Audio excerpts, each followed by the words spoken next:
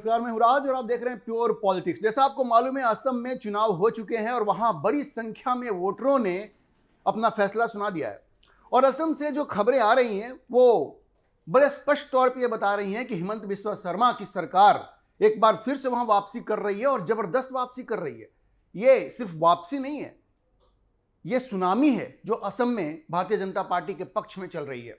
देखिए, 126 विधानसभा सीटों के लिए वहां चुनाव हुए हैं और जिस तरह की वोटिंग हुई है, मतलब लगभग 85% की वोटिंग हुई है। और यह अपने आप में एक रिकॉर्ड है, अपने आप में एक रिकॉर्ड है। और यह दिखाता है कि किस तरह का उत्साह वहां के लोगों के मन में है। जितने भी प्री पोल सर्वेज हुए हैं वहां पे, ओपिनियन पोल्स हुए हैं, किसी ने यह नहीं कहा कि वहां पे कोई एंटी इनकम्बेंसी है, सत्ता के खिलाफ कोई लहर है, ऐसा किसी भी प्री पोल सर्वे ने नहीं बताया है। और ऐसे में जब इतनी बड़ी संख्या में लोग बाहर निकलते हैं और वोटिंग करते हैं तो इसका मतलब बड़ा स्पष्ट है कि सरकार के पक्ष में वहां एक लहर है। और इस बार जैसा हिमंत बिस्वा शर्मा खुद कह रहे हैं कि भारतीय जनता पार्टी को कम से कम 90 सीट तो मिलेगी ही। यह भी हो सकता है कि उनके सीटों की संख्या, भाजपा के सीटों की संख्या 100 से ऊपर चली जाए।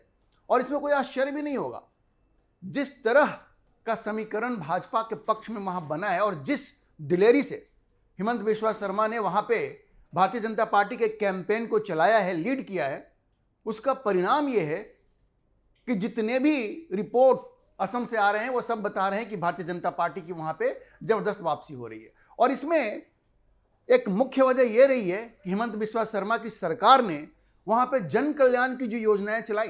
देखिए, आपको एक समानता दिखेगी हिमंत बिस्वा शर्मा में और नरेंद्र मोदी में। जब वो गुजरात के मुख्यमंत्री हुआ करते थे, जब नरेंद्र मोदी गुजरात के मुख्यमंत्री थे तो वो दो फ्रंट पे काम करते थे।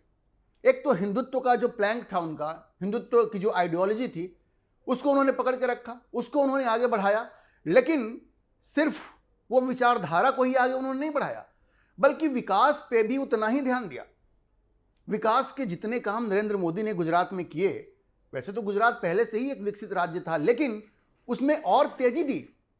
और जिस तरह का इन्वेस्टमेंट वहां पे हुआ, कोई अपॉर्चुनिटी नहीं छोड़ी। आपको याद होगा ये जो नैनो, जब टाटा का प्लांट बंगाल में लगने वाला था और वहां जो हंगामा खड़ा हो गया, तो नरेंद्र मोदी ने मौका नहीं चूका, तुरंत नैनो को लेकर के गुजरात चले गए। इस तरह से वो हमेशा अलर्ट रहते थे।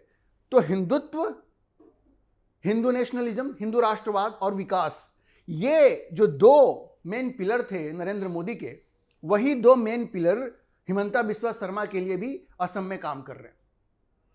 और यह आप समझिए कि एक तरह से वेव इलेक्शन था। ये वेव इलेक्शन इसलिए था क्योंकि ग्राउंड से जो रिपोर्ट आ रही है वो ये बता रही है कि कांग्रेस वहां बड़ी ही दयनीय स्थिति में है। कांग्रेस बड़ी दयनीय स्थिति में है। पिछली बार जो उनकी संख्या थी उसके आसपास ही, वो 25 के आसपास वो रहेंगे, उससे ज्यादा उनको नहीं मिलने वाला है। और जैसा मैंने आपको कहा, कल्याणकारी नीतियां तो रही ही हिमंत बिस्वा शर्मा की, जिसमें उनका जो प्लैंक था, जाति माटी बेटी, ये जो प्लैंक था उनका, महिलाओं पे जो विशेष फोकस रहा हिमंत बिस्वा शर्मा का। देखिए, महिला एक इंपॉर्टेंट फैक्टर बन के उभरी है पूरे देश में।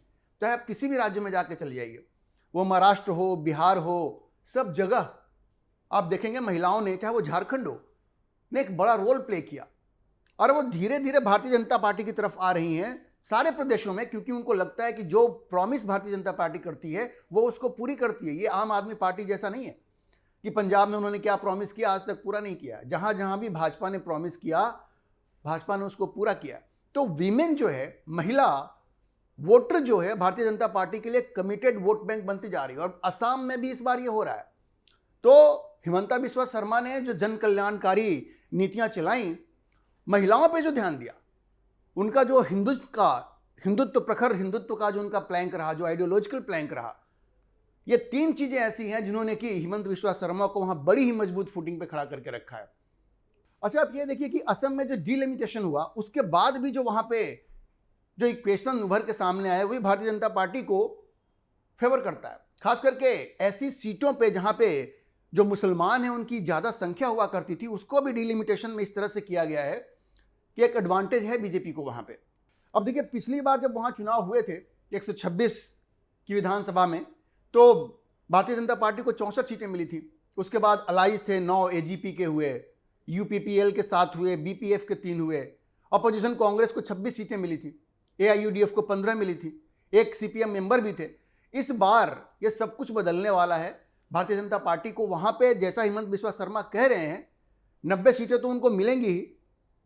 हिमंत बिस्वा शर्मा का अपना यकीन है कि 100 के ऊपर भी ये सीटें जा सकती हैं। तो वहां से जो रिपोर्ट्स आ रही है वो बता रही हैं कि हवा कुछ ऐसी ही बह रही है वहां पे। ये कोई ऐसी बात नहीं है जो बेसिर पैर की बात है। अच्छा देखिए, वहां से जितने भी सर्वे जा रहे हैं, प्री पोल सर्वे जितने भी आए हैं, वो सब एनडीए के पक्ष में ही गए हैं। मैं आपको बता रहा हूं कि एक भी सर्वे असम से ऐसा नहीं आया जिसने ये कहा हो कि भाई वहां पे कोई कांग्रेस की हवा बह रही है, कांग्रेस की सरकार वापस आ रही है। अगर वोट वाइब ने जो सर्वे किया अगर उसको देखें तो वो ये कहता है कि बीजेपी जो अलायंस वहां पे है 87 से 97 सीटें जीत सकती हैं। 87 से 97 वोट वाइब कह रहा है। तो बहुत ही आसानी से जो वहां पे मेजॉरिटी का जो मार्क है, जो आंकड़ा है, उसको वो पार कर लेंगे। और ये वोट वाइब ये कहता है, जो उसका प्री पोल सर्वे था, कि कांग्रेस को 26 से 36 सीटें मिल सकती हैं। मतलब दोनों के बीच में गैप कितना आप ये देख लीजिए। भाजपा को 87 से 97 सीटें मिल सकती हैं और कांग्रेस को 26 से 36। इतना बड़ा गैप है। इस गैप को कोई भी खत्म नहीं कर सकता, ब्रिज नहीं कर सकता, यह संभव नहीं है। अगर वोट परसेंटेज में भी वोट वाइब ने यह बताया कि एनडीए को तकरीबन 44% वोट मिल रहा है, जबकि कांग्रेस को सिर्फ 36.7। वहां भी आप देखिए लगभग 8% का गैप है। तो गैप बहुत बड़ा है कि वोट वाइब ये कह रहा है।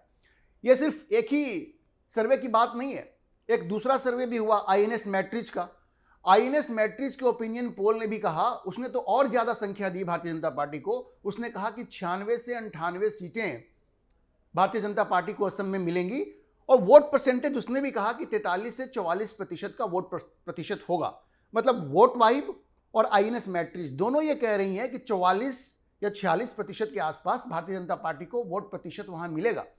और कांग्रेस के बारे में भी दोनों का समान रहा है। वोट वाइब ने भी कहा था कि 25-26 के आसपास उनको सीटें मिलेंगी, जबकि आईएनएस मैट्रिज ने कहा कि 26 से 28 सीटें इनको मिलेंगी और इनका भी वोट परसेंटेज 39 से 40% के बीच में होगा। हालांकि वोट वाइब ने कहा था कि वो तकरीबन 37% के आसपास होगा। ये दोनों जो प्री पोल सर्वे थे, ये दोनों ने ये बताया था कि असम में हिमंत बिस्वा शर्मा की वापसी होने वाली है। और चुनाव के बाद असम से जो खबरें आ रही हैं वो भी यही बता रही हैं कि हिमंत बिस्वा शर्मा आराम से इस बार सरकार बनाने जा रहे हैं।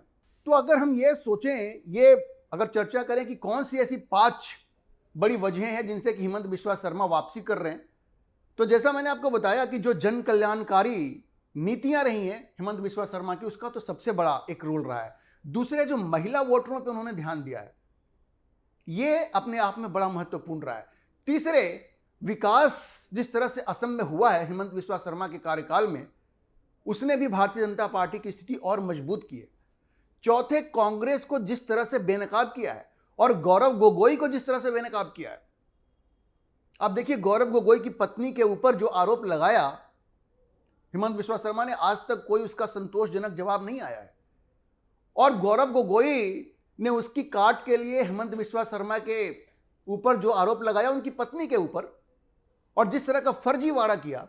और देखिए, पवन खेड़ा के ऊपर आरोप सिर्फ ये नहीं है कि उन्होंने कोई व्यक्तिगत हमला किया हेमंत शर्मा की पत्नी के ऊपर। ये सिर्फ आरोप होता तो कोई बड़ी बात नहीं होती। राजनीति में आरोप प्रत्यारोप चलते रहते हैं।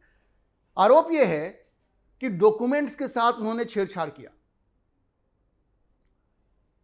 डॉक्यूमेंट्स के साथ छेड़छाड़ किया, जो पासपोर्ट है उसके साथ छेड़छाड़ किया। किसी और के पासपोर्ट को हिमंत बिस्वा शर्मा की पत्नी का पासपोर्ट बता दिया। अब सोचिए किस तरह से व्यग्र हो गए हैं ये, किस तरह से हताश हो गए हैं, और तीर बिल्कुल निशाने पे लगा है हिमंत बिस्वा शर्मा का। हिमंत बिस्वा शर्मा ने कहा कि भाई गौरव गोगोई की पत्नी पाकिस्तान में काम करती थी और आईएसआई के एजेंट को रिपोर्ट करती थी, उसके सिग्नेचर से उनकी सैलरी आती थी। इस पे आज तक कोई संतोषजनक जवाब नहीं आया है। उसके बदले में, उसकी काट के लिए इन लोगों ने क्या किया कि एक ऐसा आरोप लगाया हिमंत बिस्वा शर्मा की पत्नी के ऊपर कि उनकी दुबई में संपत्ति है, उनके पास 3-3 पासपोर्ट है। यहां तक आरोप लगाते तो और बात थी, फर्जी पासपोर्ट भी मीडिया के सामने पेश कर दिया, और जिसके बाद कि पूरी तरह से वो एक्सपोज हो गए। तो आप ये समझिए कि कांग्रेस को भी जिस तरह से एक्सपोज किया है हिमंत बिस्वा शर्मा ने, उसका भी बहुत बड़ा असर हुआ है। और चौथी बात यह है, जैसा मैंने आपको कहा कि हिंदुत्व के प्लैंक को उन्होंने पकड़े रखा है, और ये जो घुसपैठिए हैं उन्होंने बड़ा स्पष्ट कह दिया कि ये जो मियां मुस्लिम जिस भी क्षेत्र में है ना, वो हमको वोट नहीं देते हैं तो हम नहीं जाएंगे, वहां वोट मांगने ही नहीं जाएंगे। ये कॉन्फिडेंस दिखाता है आपको कि हम इस मुद्दे पे वोट लेने के लिए या घुसपैठियों के साथ हम कोई समझौता नहीं करेंगे। और जिन घुसपैठियों को लोगों ने वहां पे घुसा के रखा है कांग्रेस ने, तो हमें उनका वोट नहीं चाहिए। तो ये अपनी आइडियोलॉजी के प्रति वो जितना कमिटेड रहे, उसका भी एक बड़ा रोल रहा है। और अंत में प्रधानमंत्री मोदी की जो लोकप्रियता है असम में, उसका भी उनको फायदा हुआ है। देखिए, असम हमेशा से एक राष्ट्रवादी प्रदेश रहा है, और प्रधानमंत्री मोदी ने राष्ट्रवाद की राजनीति का जो एग्जाम्पल पेश किया है, उसकी भी असम में काफी तारीफ हुई है। और प्रधानमंत्री मोदी की छवि का भी हेमंत बिस्वा शर्मा को काफी फायदा हुआ है। तो ये सारी वजहें हैं, और कांग्रेस पूरी तरह से डिस्क्रेडिट हो ही गई है। राहुल गांधी की कोई छवि तो पूरे देश में नहीं रही, कहीं नहीं रही। और अब आप देखिए कि असम में तो कांग्रेस का सुपड़ा साफ हो जाएगा। और ये 4-5 ऐसी वजह थी जो मैंने आपको बताया, जिनकी वजह से जो भी रिपोर्ट वहां से आ रही है वो बता रही है कि एक लैंडस्लाइड विक्ट्री की तरफ भारतीय जनता पार्टी असम में बढ़ रही है। 90 सीटें तो हिमंत बिस्वा शर्मा कह रहे हैं, वो ये भी कह रहे हैं कि 100 से ज्यादा भी ये सीटें जा सकती हैं। और जिस तरह के वेव इलेक्शन की खबर वहां से आ रही है, अगर भारतीय जनता पार्टी की सीटें 100 से ज्यादा हो जाएं तो कोई आश्चर्य की बात नहीं होनी चाहिए। अभी के लिए इतना ही। हम इस खबर पर नजर बनाए रखेंगे और आपको अपडेट करते रहेंगे। इस विषय पर आप क्या सोचते हैं, अपनी राय कमेंट बॉक्स में जरूर लिखें। और अगर आपको ये वीडियो पसंद आया हो तो आप इसे लाइक करें, शेयर करें और हमारे चैनल को सब्सक्राइब जरूर करें।